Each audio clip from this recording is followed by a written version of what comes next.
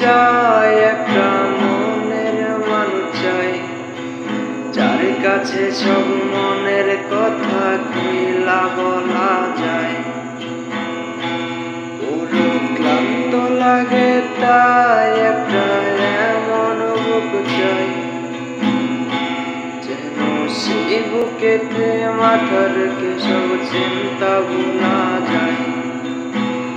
তবে আর কষ্ট বুঝতে লেশা লাগতো না, বুকটায় আমার ধোয়াই পুরে কয়লা হতো না।